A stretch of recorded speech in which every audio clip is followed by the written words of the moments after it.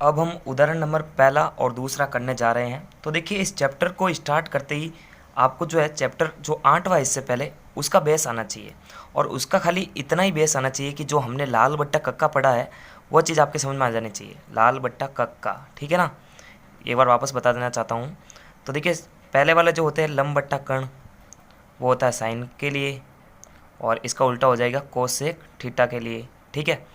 आधार बट्टा कर्ण जो होता है वो कोस थीटा के लिए होता है, आधार बट्टा कर्ण, और इसका उल्टा हो जाएगा सेक थीटा।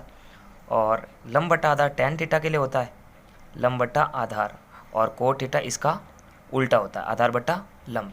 तो देखिए, इस चैप्टर के अंदर आपको हमेशा जो है हर क्वेश्चन के अंदर समकोण की आकृति बनानी है। पहला नियम तो ये है। फिर दूसरा नियम यह है, आपको ज्ञात भुजा बट्टा अज्ञात भुजा या फिर अज्ञात भुजा बट्टा ज्ञात भुजा का नियम लगाते हुए इसके सामने जो त्रिकोणमितीय अनुपात आ रहा है, जैसे लंब बट्टा कर्ण आ रहा है तो साइन थीटा लगाओ, आधार बट्टा कर्ण आ रहा है तो कोस थीटा लगाओ, लंब बट्टा आधार आ रहा है तो टैन थीटा लगा दो। तो सबसे पहले क्वेश्चन को समझ लेते हैं, और हमेशा एक समकोण की आकृति बनाने की पूरी कोशिश करनी है। तो यहाँ पर देखिए, धरती पर एक मीनार खड़ी है। तो देखिए, धरती किस तरह से होगी, इस तरह से बेस बनेगा ना। देखना आप, ये धरती इस तरह से अपन मान लेते हैं कि इसका आधार है समकोण त्रिभुज का। धरती के एक बिंदु से जो मीनार के पाद बिंदु से 15 मीटर की दूरी पर है, धरती का ये बिंदु, ठीक है, और मीनार का पाद बिंदु, देखो इसको समझना पड़ेगा तरीके से। धरती के एक बिंदु से जो मीनार के पाद बिंदु से 15 मीटर की दूरी पर है, धरती का ये बिंदु हो गया, और मीनार का पाद बिंदु मतलब पैर वाला जो सबसे नीचे वाला पॉइंट होता है ना, उसका पैर बिंदु, ये इसको अपन, एक को अपन जो है नाम ए दे देंगे, एक को नाम बी दे देंगे। ये 15 मीटर की दूरी पर है। तो यहाँ पर ये कह रहा है कि मीनार के शिखर का उन्नयन कोण, मीनार का शिखर कौन सा, ये वाला, इसको अपन नाम दे देंगे सी, ठीक है। तो ये हो गया मीनार का शिखर, यानी BC जो है वो मीनार है, इसका शिखर ये हो गया। अब जो जो उन्नयन कोण बनेगा ना, वो इस तरह से बनेगा, और उन्नयन कोण जो है इसका इसके नीचे बनेगा। यानी यहाँ पर कोई व्यक्ति खड़ा होकर इसको देख रहा है, तो यहाँ पर 60 डिग्री का उन्नयन कोण बन रहा है, ठीक है। इसको समझना पड़ेगा।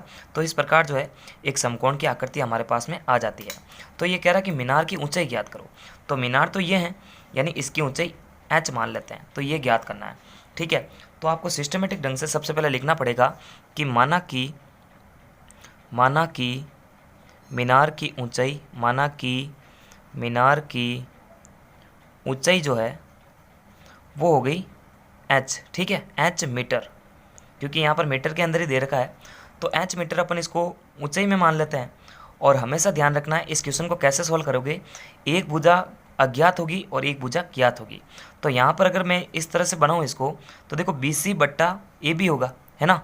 तो यहाँ पर देखना, अब लिखेंगे अपन प्रश्न। तो यहाँ पर पहले ये सारी चीज़ें लिखनी पड़ेगी कि AB बराबर 15 मीटर है, और उन्नयन कोण बराबर 60 डिग्री का है।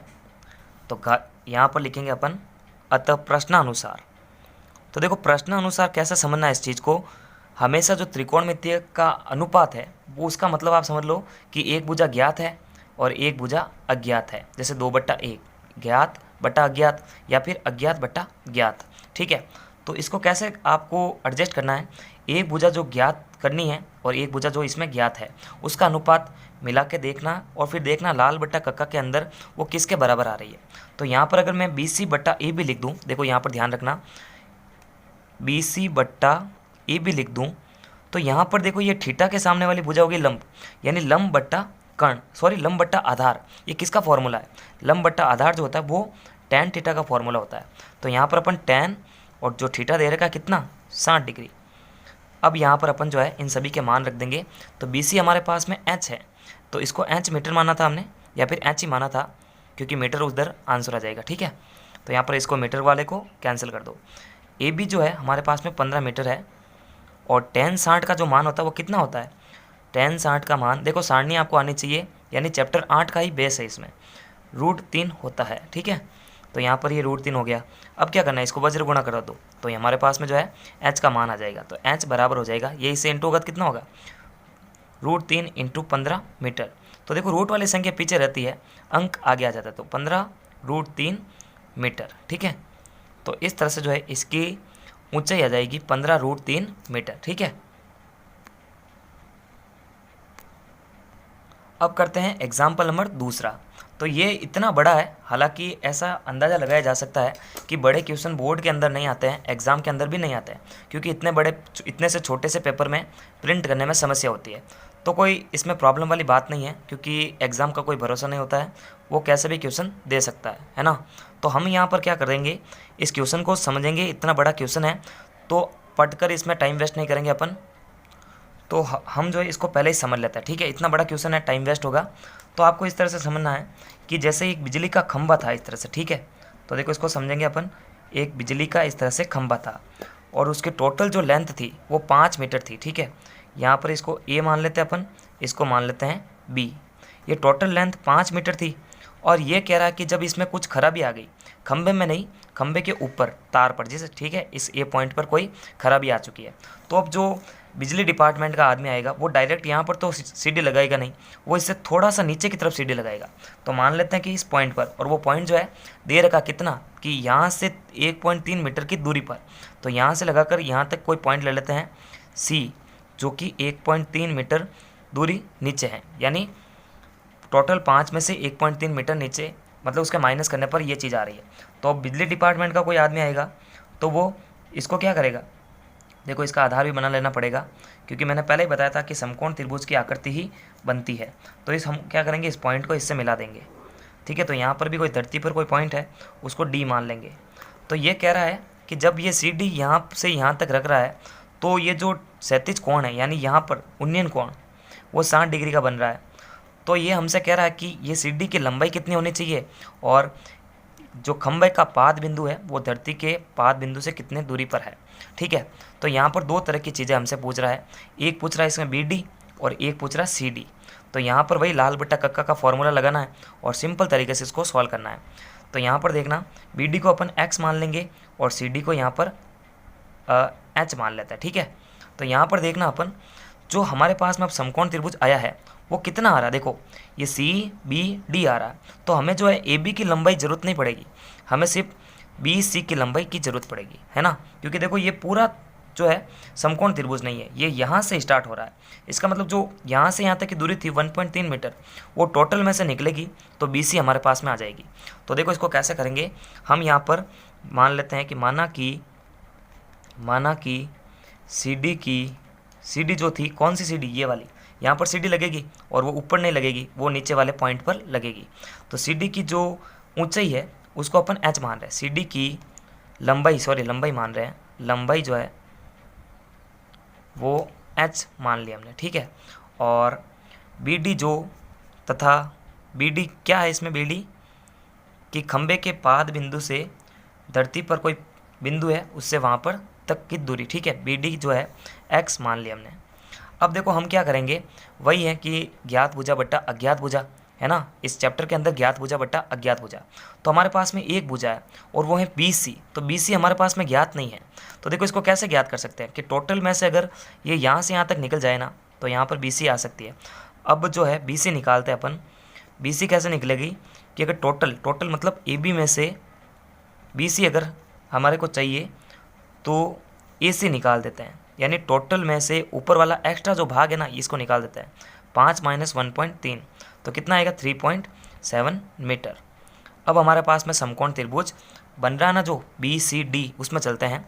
अब जो है प्रश्नानुसार बी सी डी समकोण त्रिभुज में, तो देखो समकोण त्रिभुज में दो तरीके से इसको सॉल्व करेंगे। पहला स्टेप सी डी के लिए, ठीक है, और दूसरा स्टेप बी डी के लिए, ठीक है। तो समकोण त्रिभुज बी सी डी में, ठीक है, तो देखो इसमें क्या करेंगे अपन, क्या चीज़ ज्ञात करनी है, सी डी ज्ञात करनी है। तो मैंने पहले ही बताया था कि ज्ञात भुजा बट्टा अज्ञात भुजा, ठीक है। तो यहाँ पर मैं, चलो इसको ले लेते हैं, सबसे पहले बी सी को ले लेते हैं। बी सी यहाँ पर 7.5 मीटर है। तो अब की बार जो है उल्टा कर रहे हैं कि ज्ञात भुजा बट्टा अज्ञात भुजा। तो यहाँ पर लिखना पड़ेगा कि सी डी के लिए,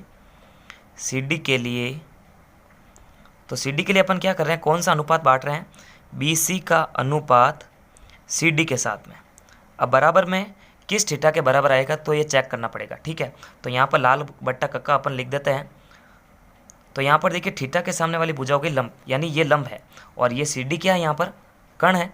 तो देखो लंब बट्टा कण किसका फॉर्मूला आ रहा है, लंब बट्टा कण जो है वो साइन थीटा के लिए होता है। तो यहाँ पर साइन थीटा यहाँ पर 60 डिग्री दे रखा है। तो यहाँ पर बी सी हमारे पास में कितना आया था 3.7 मीटर।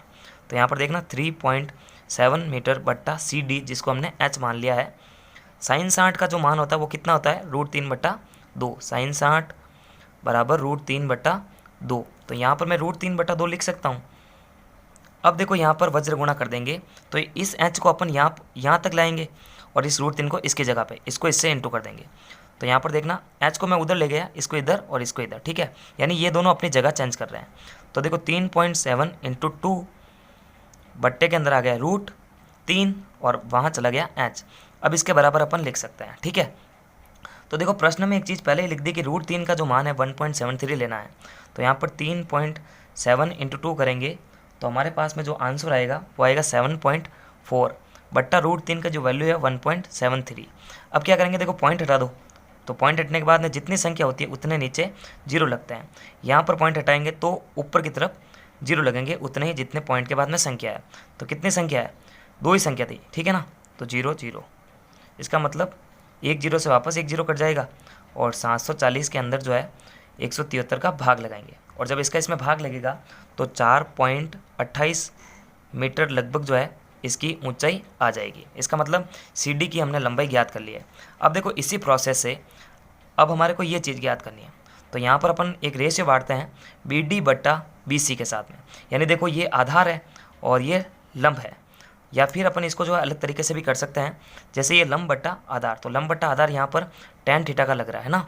तो यहाँ पर देखो अब जो किसकी लंबाई ज्ञात करनी है हमने, अब जो है बी डी के लिए, जो बी डी क्या है, पाद बिंदु से धरती के एक बिंदु तक की दूरी, या फिर जहाँ पर सी डी झुक रही है या सी डी जहाँ पर पड़ी है उस पॉइंट से लगाकर खंबे के पाद बिंदु के मध्य की दूरी है। तो यहाँ पर इतना लिखने की ज़रूरत नहीं है, आपने जब सबसे ऊपर मान के बता देना, यहाँ पर कोष्टक में बता देना कि खंबे के पाद बिंदु की सी डी के पाद बिंदु तक की दूरी, ठीक है। तो ऊपर मानते तो नीचे वापस मानने की ज़रूरत नहीं होती है, वो एग्जामिनर सिर्फ आपकी कैलकुलेशन चेक करता है, ठीक है। तो बी डी की अपने लंबाई ज्ञात करनी है, ठीक है। तो यहाँ पर बी डी की लंबाई कैसे ज्ञात करेंगे, बी सी बट्टा इसके साथ में, क्योंकि देखो सबसे पहले जो ज्ञात भुजा थी ना उसके आधार पर ही इसको भी ज्ञात किया और इसके आधार पर वापस इसको भी ज्ञात करेंगे। तो एक भुजा जो प्रश्न में दे दी ना उसके आधार पर ही दोनों भुजाओं को ज्ञात कर रहे हैं। तो बी सी बट्टा बी डी, ठीक है, ये अनुपात बनेगा बी सी बट्टा बी डी, ज्ञात भुजा बट्टा अज्ञात भुजा। अब देखो ये कौन सा फॉर्मूला बन रहा है, बी सी जो है वो लंब है और ये है आधार। तो लंब बट्टा आधार tan थीटा का होता है। तो इसका मतलब इसके सामने क्या लिख सकता हूँ मैं, tan 60 डिग्री, ठीक है। अब देखो बी सी की लंबाई कितनी थी 3.7 मीटर और बी डी हमारे को ज्ञात करना है, उसको हमने x मान लिया है। और tan 60 का जो मान होता है वो होता है कितना, √3, ठीक है। अब क्या करेंगे अपन, x को इधर और इस √3 को नीचे की तरफ, 3.7 बट्टा √3 बराबर में हो जाएगा इसके x, यानी इन दोनों की जगह चेंज हो गई वज्र गुणा होने पर। देखो ये वज्र गुणा हो रहा है तो x इधर आ गया। अब क्या करेंगे, 3.7 के अंदर जो है √3 का भाग देंगे और √3 का मान यहाँ पर 1.73 लेना है। तो यहाँ पर वही प्रोसेस रहेगा, 0 हटाओ, 2 0 लगा दो, 0 0, 370 के अंदर 173 का भाग देना है।